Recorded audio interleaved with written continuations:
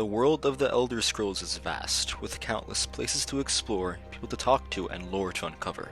There is an incredible amount of attention to detail in every corner, and information regarding monsters is absolutely no exception. It's dangerous out there in Tamriel. There's a reason it was once referred to as the Arena. There are all kinds of creatures lurking around the deepest depths and shadows of Tamriel, and in this video, we're going to take a peek at some of the strangest and most obscure beasts within Tamriel's Bestiary. In the third edition of the Pocket Guide to the Empire, there's a particular paragraph that goes over what Valenwood was like before it was properly inhabited. The history of the land, of course, began long before the first year of the First Era. Before man or mer came to Valenwood, the forest was a salmagundi of creatures and strange civilizations. Centaurs, hippogriffs, satyrs, minotaurs, giants, basilisks, fairy folk, hydra, and intelligent apes all flourished before the first Aldmeri stepped onto its shores. Indeed, the first challenge for the early Aldmeri was to rise from prey to predator in the forest's intricate hierarchy of life. We already know about giants and minotaurs, as well as the intelligent apes, which can't be anything other than the Imga, but what about the rest of them? Centaurs are powerful and intelligent beastfolk that reside within the Iliac Bay, possessing the lower body of a horse and the upper body of a man. They are said to be true followers of the old ways by the Sijic order, referring to their practice of ancestor worship. Fairies are mischievous and mysterious fey creatures, which are rarely seen. Most information on them comes from a book titled The Fairy, which only appears in Daggerfall. There are several types such as sprites, pixies, and sylphins. There are supposedly even godlike types of fairies like the Conus and Sigria. The Somerset Isles are the primary home of fairies. Some fairies, like the Gaiatis, another godlike creature, and the Iliadi, giants said to be taller than trees that have eyes covering their entire heads, were hunted to extinction long ago. Spriggans and Nixads are described as fairy kin. They were actually supposed to play a prominent role in Daggerfall, as a faction led by a mysterious figure known as the Fae, though it ended up as cut content. Basilisks were hunted to extinction by the Altmer once they arrived in Valenwood long ago. Their eyes were an alchemy ingredient that could be found in Daggerfall. A weapon from Blades, Serpent Strike, is said to have been tempered in Basilisk's blood, giving it venomous properties. Hydra are mentioned in passing in Mankar Cameron's commentaries on the Mysterium Xarxes. It is the only other mention of them in lore. Hippogriffs and satyrs have no other mentions anywhere else. We can only assume that these three have gone extinct or live in deep seclusion. These are obscure magical creatures that could be seen in previews of Daggerfall, summoned from Jinni bottles. It is possible to encounter taverns in Daggerfall that have the word Jinn present within them, indicating their existence. These are small creatures that could be encountered as enemies in Daggerfall. Despite the name, they possess no relation to actual dragons, with a book from Skyrim titled There Be Dragons, authoritatively stating they are simply oversized lizards. These only appear in Arena. They are intelligent and dangerous creatures summoned from Oblivion that resist fire damage and can see invisible creatures. They are most likely a type of Daedra. Floaters appear in the oft-forgotten Shadowkey. As the name implies, these are jellyfish-like creatures that live in the western reach and are able to float in air. Their body parts can be used as alchemical ingredients, and they are able to pass on disease. This is a powerful creature that is known to lurk around the city of Dawnstar in Skyrim. They are the most powerful enemy in the game, and the Gehennoth Thriceborn serves as the game's final boss. They are allies of the Ice Tribes.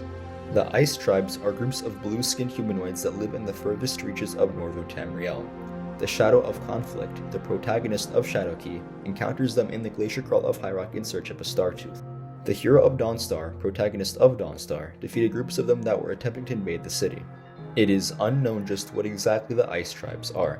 Many theories compare them to the Falmer, Reiklings, Riker, and even the Kamal, the snow demons of Akavir. There has been no confirmation for any of these, however.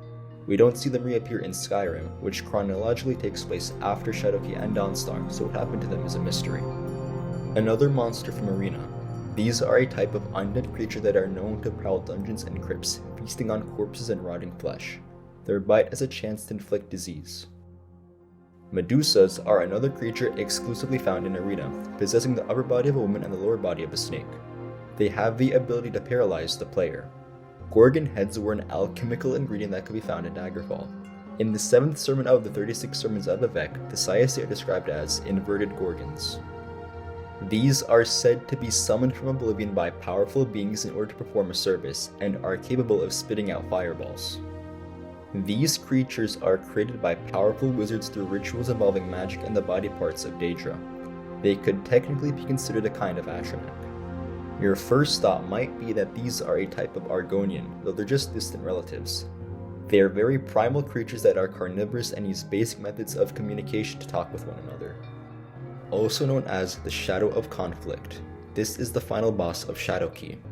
During the Imperial Simulacrum, there was a war known as the War of the Bendar Mach, a three-way war between High Rock, Skyrim, and Hammerfell that occurred in 3E397. Jagar Tharn, who was imitating Uriel Septim, and a mage known as Paragon Asul, used the conflict to create an Umbraketh for their own ends. It manifests only when a sufficient amount of conflict is happening within the world. After gathering 7 star teeth, the soul of conflict delved into the Crypt of Hearts, where the Umbraketh was being manifested, and defeated it, saving the world from its evil. The official Elder Scrolls novels, The Infernal City and Lord of Souls, introduced many new creatures to the lore. Some of them reside in Tamriel, while others are part of the unique ecosystem of Umbriel, the floating city from Oblivion. Here's a quick overview of a few interesting ones. Greaves, a creature supposedly found in Elsweyr. Hobbs, hairless monkeys that are utilized as servants on Umbriel.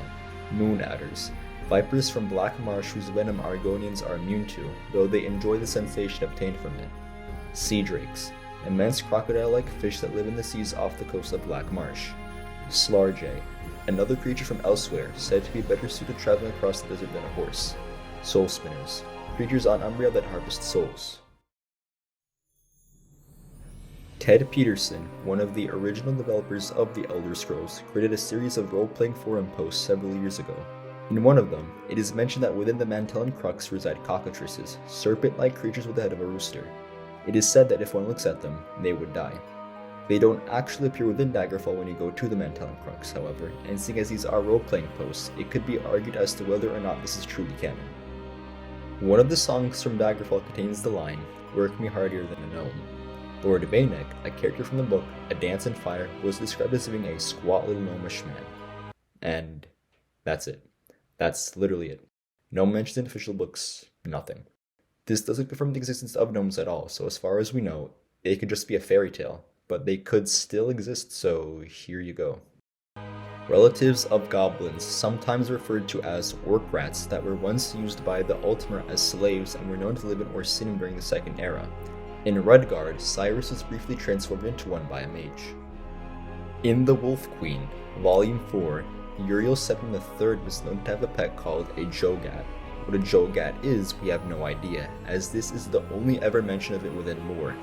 It's probably a very exotic animal that only nobles would be able to possess, and cute enough for a child to want to play with. Yes, Kobold, the D&D monster. Don't get too excited though, because there is a single line in Arena that they are ever mentioned in. If you turned down a quest offered to you at an inn, you could receive this nasty response. Won't even consider it, eh? To be expected, I suppose. I've always heard that your typical PC race is a lazy, stupid, stinking pile of kobold dung. No hard feelings. So, I guess they're technically canon? A type of rodent said to live in Valenwood, dwelling within grot oak trees from which the Imga harvest them. They are used in several dishes throughout the province. These are giant insects that are utilized as air mounts by House Dress and Morrowind that look very similar to giant wasps. They appear in the comic book The Origin of Cyrus. This is a really interesting bit of Black Marsh lore. In the Argonian account, they're described as long worm-like creatures that are completely translucent and devoid of any limbs or facial features. They reside underground and move with incredible speed. Their slow digestive systems allow individuals to ride within them, carrying passengers great distances, serving as a type of underground express. A riddle from the Temple of Agamanus, found in Arena, mentions the Sphynx of Gazia, Agamanus, and the Sphynx of Canis, Igon, implying that sphinxes exist. Canarthi, the Khajiit goddess, is often depicted as a sphinx.